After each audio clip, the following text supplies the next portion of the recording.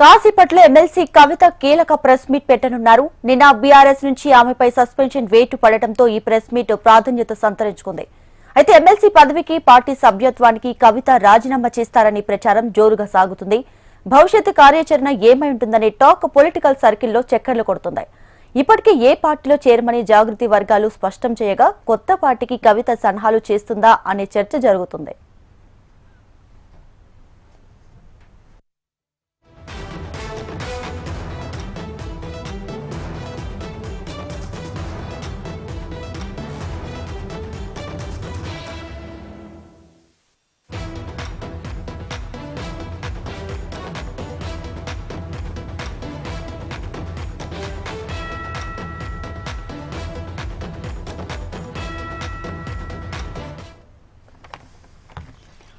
మరి కాసేపట్లో ఎమ్మెల్సీ కవిత కీలక ప్రెస్ మీట్ పెట్టనున్నారు. నిన్న బీఆర్ఎస్ నుంచి ఆమెపై సస్పెన్షన్ వేటు పడటంతో ఈ ప్రెస్ మీట్ ప్రాధాన్యత సంతరించుకుంది. అయితే ఎమ్మెల్సీ పదవికి పార్టీ సభ్యత్వానికి కవిత రాజీనామా చేస్తారనే ప్రచారం జోరుగా సాగుతుంది. భవిష్యత్తు కార్యాచరణ ఏమై ఉంటుందనే టాక్ పొలిటికల్ సర్కిల్లో చక్కర్లు కొడుతుంది. ఇప్పటికే ఏ పార్టీలో చేరమని జాగృతి వర్గాలు స్పష్టం చేయగా కొత్త పార్టీకి కవిత సలహాలు చేస్తుందా అనే చర్చ జరుగుతుంది.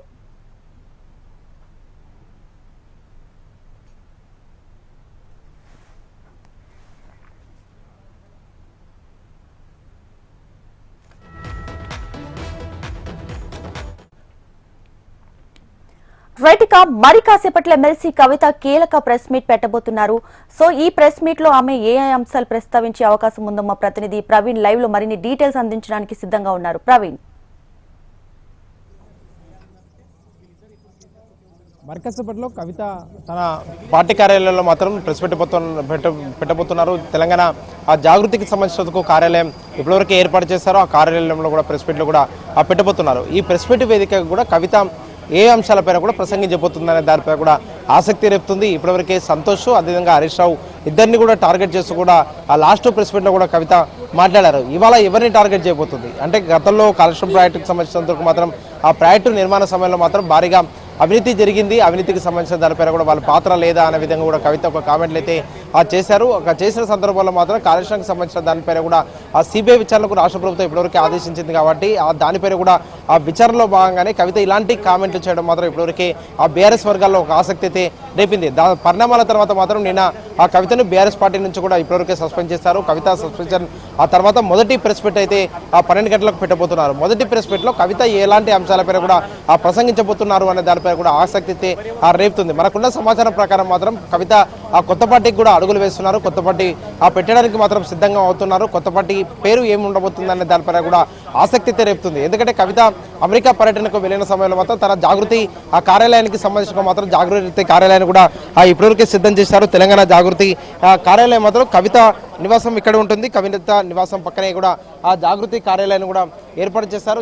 తెలంగాణ జాగృతి ఆ కార్యాలయాన్ని కూడా ఇప్పటివరకు ఏర్పాటు చేశారు. దీంతో పాటుగా కార్యాలయంకి ముందు కూడా తెలంగాణ జాగృతి అని చెప్పేసి కూడా తెలంగాణ తెలుగులో బోర్డు పెట్టారు. అదేవిధంగా తెలంగాణ జాగృతి అని చెప్పేసి కూడా ఇంగ్లీషు, ఉర్దూ, అదేవిధంగా హిందీ ఆ 4 లాంగ్వేజ్లో కూడా మాత్రం ఇప్పటివరకే పెట్టారని చెప్పుకోవచ్చు. అంటే జాగృతిని స్ట్రెంథన్ చేయడం చెప్పేసి కూడా గతం నుంచి కూడా ఆ కవిత చెప్తూ వస్తున్నారు. అందులో భాగంగానే తన జాగృతి కార్యాలయానికి మాత్రం ఇప్పటివరకు రెనోవేషన్ చేశారని చెప్పేసి కూడా ఇప్పటివరకు జాగృతి ఆ కార్యకర్తలే చెప్తున్నారు. కానీ మధ్యాహ్నం 12 గంటలకు కవిత ఆ ప్రెస్ మీట్లో మాత్రం బీఆర్ఎస్ పార్టీ నుంచి కూడా ఇప్పటివరకు ఎమ్మెల్సీగా ఉన్నారు కాబట్టి ఎమ్మెల్సీకి రాజీనామా చేసే అవకాశం కనిపిస్తుంది. ఎమ్మెల్సీకి రాజీనామా చేసిన తర్వాత మాత్రం తన పార్టీకి సంబంధించిన మాత్రం పార్టీ ఆ రిజిస్ట్రేషన్ అదేవిధంగా పార్టీకి సంబంధించిన మాత్రం ఎలాంటి ఆ పేరు పెట్టాలి అనే దానిపై కూడా కవిత మాత్రం ఇవాళ ఒక నిర్ణయం తీసుకునే అవకాశాలు అయితే కనిపిస్తున్నాయి. దాదాపు ఆ 15 రోజుల నుంచి నెల రోజుల వ్యవధిలోనే కొత్త పార్టీకి సంబంధించిన పూర్తిగా ఆ ప్రాసెస్ కూడా కంప్లీట్ చేయాలి. దీపావళి తర్వాత మాత్రం పార్టీ కూడా అనౌన్స్ చేయాలని చెప్పేసి కూడా కవిత ఇప్పటివరకే భావిస్తున్నట్టు కూడా ఆ సమాచారం. తెలంగాణ జాగృతి అనేది కూడా గతం నుంచి కూడా తెలంగాణ జాగృతి ద్వారా వివిధ కార్యక్రమాలు కూడా కవిత చేస్తూ వస్తూ ఉండేవారు. కానీ పొలిటికల్ పార్టీ పెట్టాలంటే కూడా పొలిటికల్ పార్టీకి సంబంధించి కూడా ఏ విధంగా పేరు మార్చబోతున్నారు అనే దానిపై కూడా ఇప్పటివరకు ఒక ఆసక్తి అయితే రేపుతున్న సిచ్యువేషన్ అయితే కనిపిస్తుంది. ఇదే సమయంలో మాత్రం ఇప్పటివరకే హరీష్ రావుతో పాటు ఆ సంతోష్ రావు పైన కూడా కవిత గతంలో కూడా ఆర్ట్ కామెంట్లు కూడా చేశారు కాబట్టి ఇవాళ ఎవరిపైన కామెంట్లు చేయబోతున్నారు అనే దానిపై కూడా ఒక ఆసక్తి అయితే రేపుతుందని చెప్పుకోవచ్చు. ఎప్పుడైతే సభ జరిగిందో బీఆర్ఎస్ పార్టీకి సంబంధించిన వరంగల్లో సభ జరిగిందో సభ తర్వాత ఆ కేసీఆర్కి కవిత ఆ లేఖ రాయడం, లేఖ రాసిన తర్వాత మాత్రం లేఖ బయటికి రావడం, దాని తర్వాత మాత్రం ఒక్కొక్కసారి మొదటగా కేటీఆర్ని టార్గెట్ చేయడం, ఆ తర్వాత హరీష్ రావు, సబితా ఇంద్రారెడ్డి, జయేశ్వర్ రెడ్డిని టార్గెట్ చేయడం, రీసెంట్గా హరీష్ రావుతో పాటు సంతోష్ రావును కూడా టార్గెట్ చేసి కూడా కవిత మాట్లాడారు. ఈ టార్గెట్ చేసి మాట్లాడిన తర్వాత మాత్రం ఇప్పటివరకు బీఆర్ఎస్ పార్టీ మాత్రం ఒక కీలక నిర్ణయం అయితే తీసుకుంది. పార్టీకి సంబంధించిన మాత్రం పార్టీ వ్యతిరేకంగా ఎవరైనా మాట్లాడినా, ఎవరైనా పార్టీ వ్యతిరేకంగా పనిచేసినా కూడా వారిని వేటు పడుతుందని చెప్పేసి కూడా గతంలోనే కేసీఆర్ కూడా చెప్పారు. అందులో భాగంగానే నేను కవితకు సంబంధించిన పైన కూడా, కవిత పైన కూడా, సస్పెన్షన్ పైన కూడా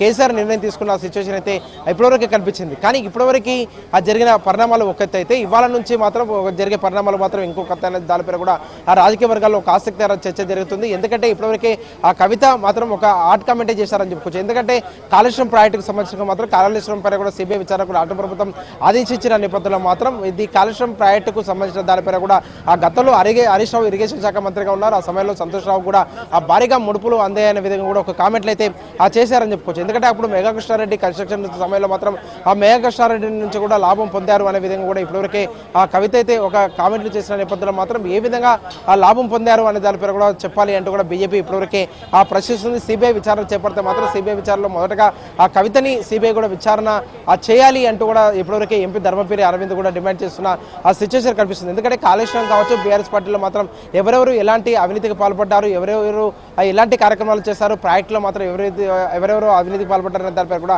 కవిత నుంచి పూర్తిగా కూడా రాబట్టాలని చెప్పేసి కూడా అరవింద్ కూడా ఒక ఆర్ట్ కామెంట్లు కూడా చేశారు. కానీ ఇవాళ కవిత ప్రెస్ మీట్ పెట్టిన తర్వాత మాత్రం కాంగ్రెస్ లేదంటే బీజేపీ పార్టీలో కూడా చేరుతారని చెప్పేసి కూడా ఒక పక్క ప్రచారం జరుగుతున్నా కూడా రెండు పార్టీల్లో మాత్రం చేరే అవకాశం అయితే లేదని చెప్పుకోవచ్చు. ఎందుకంటే కాంగ్రెస్ పార్టీకి సంబంధించి కూడా కాంగ్రెస్ పార్టీ నేతలు ఇప్పటివరకు క్లారిటీ ఇస్తున్నారు. కవితని ఎట్టి పరిస్థితుల్లో కూడా మేము చేర్చుకోమని చెప్పేసి కూడా వాళ్ళు చెప్తున్నారు. అదేవిధంగా లిక్కర్కు సంబంధించిన మాత్రం కేసు మాత్రం బీజేపీ ఇప్పటివరకు పెట్టింది. లిక్కర్ కేసులో కూడా కవిత జైలుకు వెళ్ళి వచ్చింది కాబట్టి బీజేపీ పార్టీలో కూడా చేరే అవకాశాలు అయితే లేవు. కానీ సొంతంగా పార్టీ పెట్టాలని చెప్పేసి కూడా ఇప్పటివరకు కవిత అయితే గతం నుంచి కూడా ఆలోచన చేస్తుంది. కొత్త పార్టీకి సంబంధించినంత వరకు మాత్రం కొత్త పార్టీ రిజిస్ట్రేషన్ కూడా చేయించడానికి మాత్రం ఢిల్లీకి కూడా పయనమయ్యే అవకాశాలు అయితే కనిపిస్తున్నాయి. వచ్చే వారంలో కవిత ఢిల్లీకి కూడా వెళ్ళే అవకాశం ఉంది.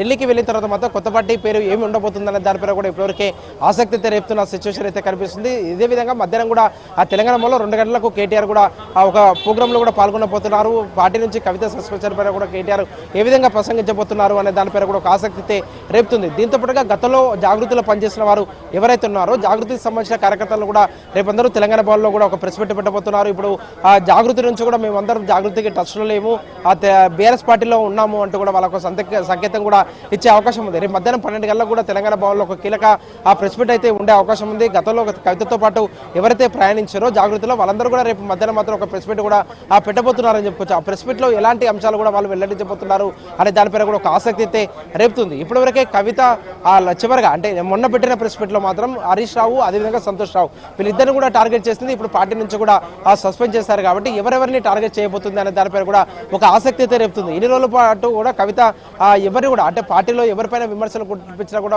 వాళ్ళ నాన్నపైన కూడా ఎక్కడ కూడా విమర్శలు అయితే చేయలేదు. కానీ ఇవాళ ఆ జాగృతికి సంబంధించిన మాత్రం జాగృతి ప్రెస్ మీట్లో మాత్రం కవిత ఏ విధంగా కూడా ప్రసంగించబోతున్నారు, ఎవరెవరిని కూడా టార్గెట్ చేసి మాట్లాడబోతున్నారు, ఎలాంటి అంశాలు వెల్లడించబోతున్నారు అనే దానిపై కూడా ఒక ఆసక్తి అయితే రేపుతున్న సిచ్యువేషన్ అయితే కనిపిస్తుంది. అదేవిధంగా ఎమ్మెల్సీ పదవి కూడా కవిత ఇవాళ రాజీనామా చేస్తే మాత్రం రాజీనామాకు సంబంధించిన దానిపై కూడా చైర్మన్ కూడా ఆమోదించే అవకాశాలు అయితే కనిపిస్తున్నాయని చెప్పుకోవచ్చు. ఆమోదించిన తర్వాత మాత్రం కవిత దారి ఎటు అనే దానిపై కూడా ఇప్పటివరకు ఒక చర్చ జరుగుతున్న నేపథ్యంలో మాత్రం మనకున్న సమాచారం ప్రకారం మాత్రం దీపావళి వరకు మాత్రం కవిత కొత్త పార్టీని కూడా అనౌన్స్ చేసే అవకాశాలు అయితే ఇప్పటికే కనిపిస్తున్నాయి. దీంతో పాటుగా జాగృతిని కూడా స్ట్రెంథన్ చేసుకోవాలని చెప్పేసి కూడా కవిత మొదటి నుంచి కూడా భావిస్తుంది. కాబట్టి అందులో భాగంగానే ఇప్పటివరకు కమిటీలను ఏర్పాటు చేసింది. వరుసగా కూడా ప్రతిరోజు కూడా ఆ నియోజకవర్గాల వారిగా కూడా ఆ జాగృతికి సంబంధించినంత వరకు మాత్రం వాళ్ళందరితో కూడా సమావేశాలు కూడా నిర్వహించే అవకాశాలు అయితే కనిపిస్తున్నాయని చెప్పుకోవచ్చు. ఇవాళ తెలంగాణ రాజకీయాలన్నీ కూడా ఒక పక్క మాత్రం జాగృతికి సంబంధించిన వరకు మాత్రం జాగృతిని ఆ పొలిటికల్ పార్టీగా మార్చబోతుందా లేదంటే కొత్త పేరుతో కూడా పొలిటికల్ పార్టీ కవిత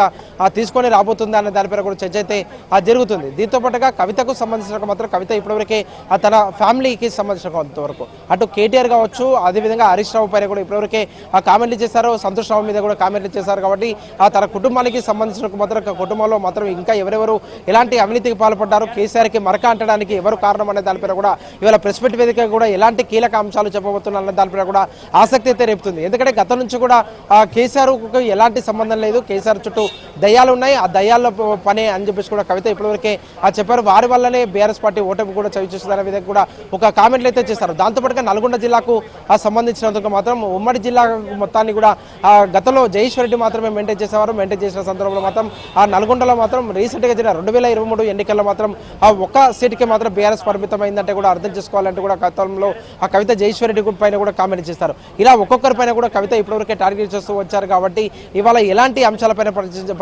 పూర్తి స్థాయిలో మాత్రం వివరించబోతున్నారు, కవిత ఎలాంటి అంశాలపైన కూడా మాట్లాడబోతుంది అనే దానిపైన కూడా ఒక ఆసక్తి అయితే రేపుతున్న సిచ్యువేషన్ అయితే కనిపిస్తుంది. కానీ ఇంకా ఎలాంటి అంశాలపైన అంటే గతంలో జరిగిన వివిధ ప్రాజెక్టులు ఏమైనా అవినీతి జరిగిందా, లేదంటే రాష్ట్రంలో పరిపాలనకు సంబంధించినంత మాత్రం ఎవరెవరు ఎంత సంపాదించారు, ఎవరెవరు ఎలాంటి కార్యక్రమాల్లో కూడా పాల్పడారు అనే దానిపైన కూడా కవిత ఏమైనా వివరిస్తుంది అనే దానిపైన కూడా ఇప్పటివరకే ఆసక్తి అయితే రేపుతున్న సిచ్యువేషన్ అయితే కనిపిస్తుంది. దీపిక, అయితే ముఖ్యంగా ప్రవీణ్, కాళేశ్వరం ఇష్యూని డైవర్ట్ చేయడానికి కవిత చేత రేవంత్ సర్కార్ ప్రభుత్వం కావచ్చు వీళ్ళందరూ కూడా మాట్లాడిపిస్తున్నారు. అది ఇష్యూని డైవర్ట్ చేయడానికి ఇలా చేస్తున్నారని కాంగ్రెస్ అంటుంది, అలాగే బీజేపీ పార్టీ కూడా అంటుంది. అంటే నిజంగానే ప్రజల దృష్టి మరల్చడానికి కాళేశ్వరం ఇష్యూని డైవర్ట్ చేయడానికి కేసీఆర్ ఫ్యామిలీ డ్రామాలు ఆడుతుందని భావించవచ్చా? ఏమనిపిస్తుంది? రాజకీయ వర్గాల్లో మాత్రం రకరకాల చర్చలు అయితే జరుగుతుంటాయి. కవిత వెనకాల రేవంత్ రెడ్డి ఉన్నారని చెప్పేసి కూడా బీఆర్ఎస్ పార్టీ నేతలు అంటుంటే, రేవంత్ రెడ్డి, హరీష్ రావు, అదేవిధంగా సంతోష్ రావు వీరి ఇద్దరి వెనకాల మాత్రం రేవంత్ రెడ్డి ఉన్నారంటే కూడా ఒక కామెంట్లు అయితే కవిత చేస్తుంది.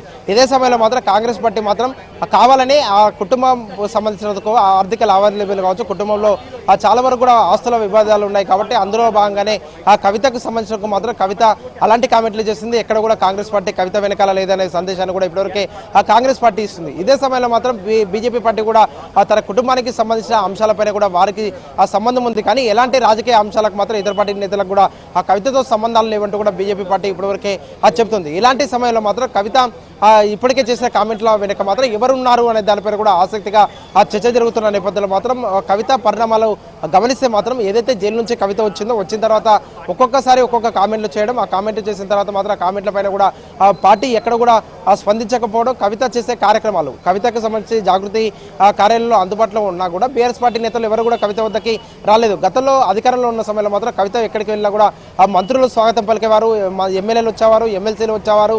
ఆ విధంగా మాత్రం పార్టీ ఒక్కొక్క సందర్భంలో మాత్రం కవితను కూడా కవిత దగ్గర నుంచి మాత్రం బీఆర్ఎస్ పార్టీ నేతలు ఎవరు వెళ్లకుండా కూడా చేస్తున్నారు అంటూ కూడా కవిత బహిరంగంగానే చాలా సందర్భాల్లో కూడా చెప్పిన సందర్భం అయితే ఉంది.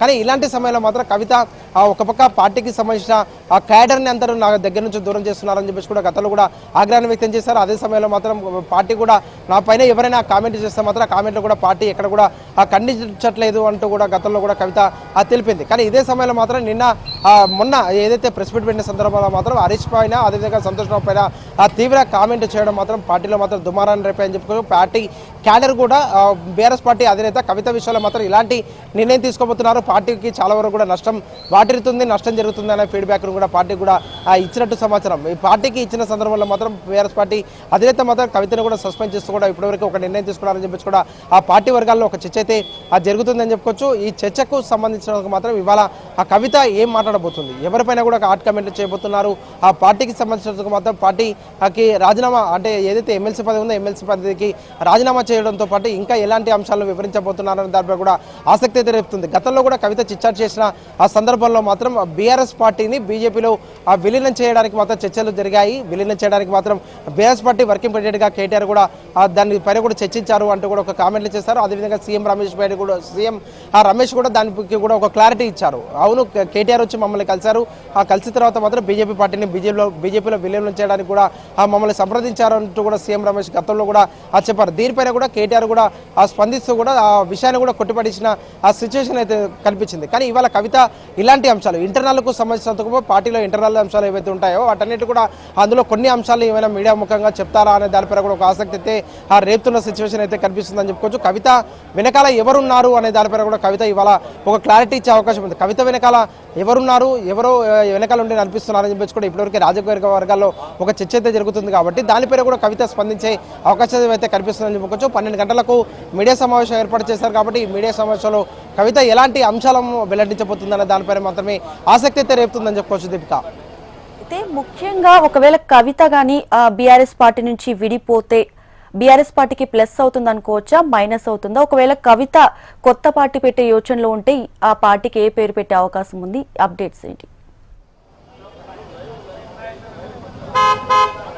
కవిత ఎలాంటి పేరు పెట్టబోతుందనే దానిపైన కూడా వేచి చూడాలి. ఎందుకంటే తెలంగాణ జాగృతి అనేది కూడా ఇప్పటివరకే కవిత చేస్తున్న కార్యక్రమాలు మాత్రం దాని పేరుతో కూడా అడుగులు వేస్తుంది కాబట్టి ఆ తెలంగాణకు సంబంధించినందుకు ఇప్పటివరకే టీఆర్ఎస్ పార్టీ బీఆర్ఎస్గా అవతరించింది కాబట్టి ఆ సంబంధానికి సంబంధించి అంటే బీఆర్ఎస్ కాకుండా కూడా టీఆర్ఎస్ అనేది ఇప్పటివరకే ఎవరు కూడా లేదు. అంటే టీఆర్ఎస్ అనే పేరును కూడా ఎలక్షన్ కమిషన్ ఇస్తుందా లేదనే దానిపైన కూడా ఒక ఆసక్తి రేపుతున్న నేపథ్యంలో మాత్రం తెలంగాణ జాగృతి అనేది ఇప్పటికే ఉంది కాబట్టి దీనికి సంబంధించినంత వరకు మాత్రం ఏ విధంగా పార్టీకి సంబంధించినంత వరకు అడుగులు వేయబోతుంది, ఎలాంటి పేరు కూడా పెట్టబోతుంది కవిత అనే దానిపైన కూడా ఒక ఆసక్తి అయితే రేపుతున్న సిచ్యువేషన్ అయితే కనిపిస్తుందని చెప్పుకోవచ్చు. ఒకవేళ ఆ కవిత పార్టీకి సంబంధించిన మాత్రం ఎలాంటి నామకరణం ఉంటుంది అనే దానిపై కూడా ఒక చర్చ జరుగుతున్న నేపథ్యంలో మాత్రం కవిత మాత్రం సామాజిక న్యాయం దిశగా కూడా అడుగులు వేసే అవకాశం ఉందని చెప్పుకోవచ్చు. ఎందుకంటే ఆ తెలంగాణలో ఏదైతే 42% రిజర్వేషన్లకు సంబంధించినంత వరకు కాంగ్రెస్ పార్టీ కామారెడ్డి డిక్లరేషన్ ఇచ్చిందో కామారెడ్డి డిక్లరేషన్ ఎట్టి పరిస్థితుల్లో అమలు చేసే దిశగా అడుగులు వేయాలి, అడుగులు వేసే వరకు కూడా మేము పోరాటం చేస్తామని చెప్పి కూడా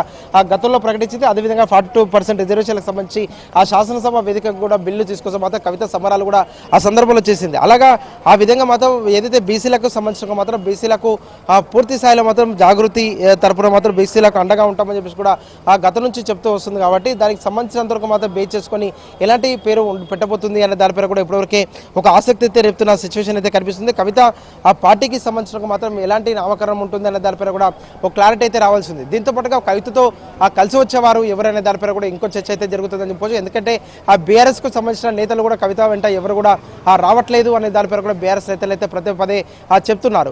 ఇప్పటికే జాగృతిలో గతంలో కూడా జాగృతిలో పనిచేసే వాళ్ళు ఎవరైతే ఉన్నారో వాళ్ళందరూ కూడా హరీష్ రావు అదేవిధంగా కేటీఆర్ వద్దకు కూడా టచ్లోకి వెళ్లారు. గతంలో కవిత వెంట ఉన్నారు. వాళ్ళందరూ కూడా బీఆర్ఎస్ పార్టీ అధికారంలో ఉన్న సమయంలో మాత్రం కార్పొరేషన్ పదవులు కూడా అనుభవించారు. వాళ్ళందరూ కూడా కవితతో ఉన్నారు. కవితతో నుంచి మాత్రం వాళ్ళందరూ కూడా ఇప్పటివరకే బీఆర్ఎస్ పార్టీ కూడా వెళ్లారు కాబట్టి బీఆర్ఎస్ పార్టీ నేతలు మాత్రం ఎవరు కూడా ఇప్పటికే కవితని కలిసే ప్రయత్నం అయితే చేయట్లేదు. వచ్చే రోజుల్లో ఏమైనా ప్రయత్నం చేస్తారని దానిపై మాత్రమే వేచి చూడాలి. దీపిక.